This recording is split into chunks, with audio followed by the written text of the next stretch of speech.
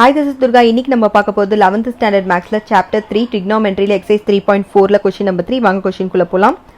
Find cos x minus y given that cos x which is equal to minus 4 by 5 with pi less than x less than 3 pi by 2 and sin y which is equal to minus 24 divided by 25 with pi less than y less than 3 pi by 2. ஆக்சுவலாக இங்கே பார்த்தீங்கன்னா first ரெண்டுமே first குவாட்ரண்ட்டில் வந்துருச்சு.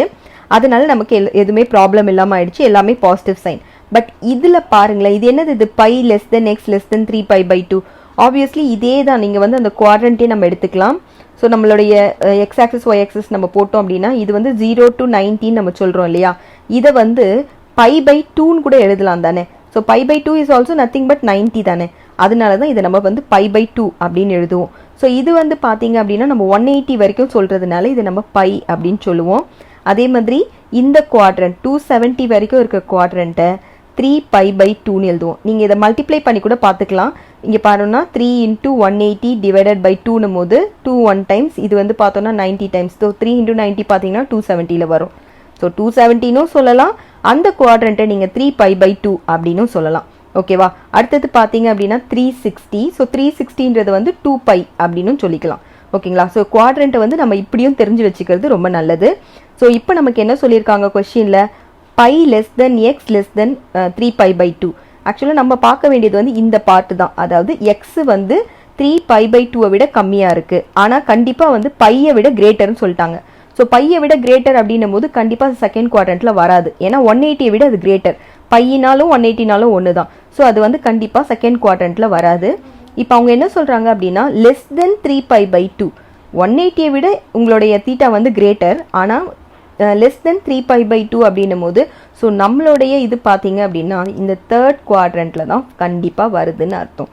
ஓகேவா? So இப்போ பாருங்க, X மட்டுமா தேர்ட் குவாட்ரண்ட்டில் வருதுன்னு பார்த்தோம்னா கிடையாது, நம்மளோட ஒய்யும் பார்த்தோம்னா தேர்ட் குவாட்ரண்ட்டில் தான் வருது.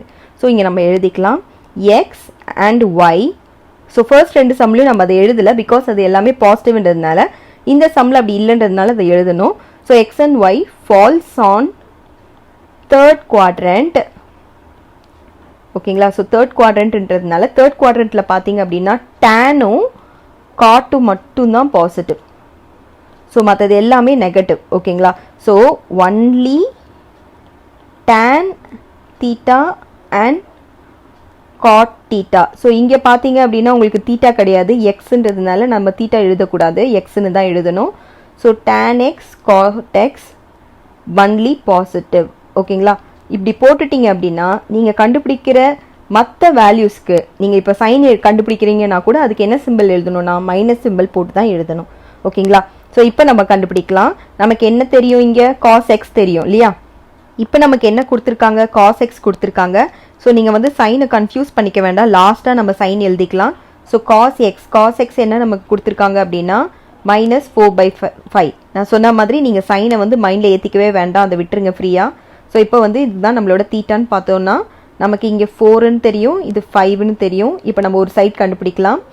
Root of 5 square minus 4 square. So 5 square பார்த்தோன்னா 25.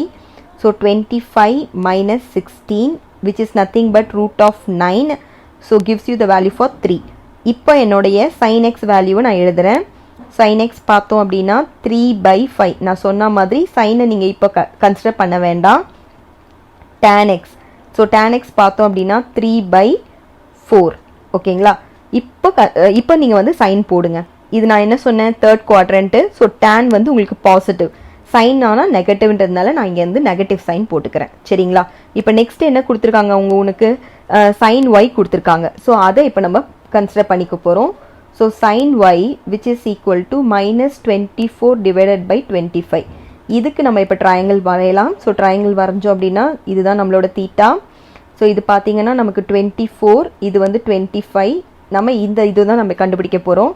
ஸோ அதை எப்படி கண்டுபிடிக்கிறது? Root of 25 square minus 24 square. 25 square பார்த்தீங்க அப்படின்னா ரூட் ஆஃப் 625ன்னு வரும், மைனஸ் 24 ஸ்கொயர் வந்து 576. இது ரெண்டுத்தையும் சப்ட்ராக்ட் பண்ணோன்னா 49ன்னு வரும். root of 49 is nothing but 7. So இதை நம்ம இப்போ ஐடென்டிஃபை பண்ணிட்டோம் 7 சொல்லிட்டு. ஸோ இதுக்கு இப்போ நம்ம cos y எழுதலாம். ஸோ cos y எழுதணும் அப்படின்னா 7 divided by 25னு வரும். அகெயின் இது வந்து தேர்ட் குவாட்ரண்ட்ன்றதுனால காஸ்க்கு வந்து நான் சப்ராக்ஷன் சிம்பிள் போடுறேன். ஸோ tan பார்த்தீங்க அப்படின்னா tan y which is equal to 24 divided by 7னு வரும். இது பார்த்தீங்க அப்படின்னா இது பாசிட்டிவ், அதனால இது பாசிட்டிவ்லேயே விட்டுடலாம். இப்போ நம்ம சம்முக்கு வரலாம். ஸோ சம்மில் நமக்கு இப்போ என்ன கேட்டிருக்காங்க அப்படின்னா find cos x minus y தான் கேட்டிருக்காங்க. ஸோ இதுக்கு நம்ம இப்போ வந்து ஃபார்முலா எழுத போகிறோம். அதாவது cos x minus y which is equal to formula நமக்கு தெரியும் cos x cos y plus sin x sin y.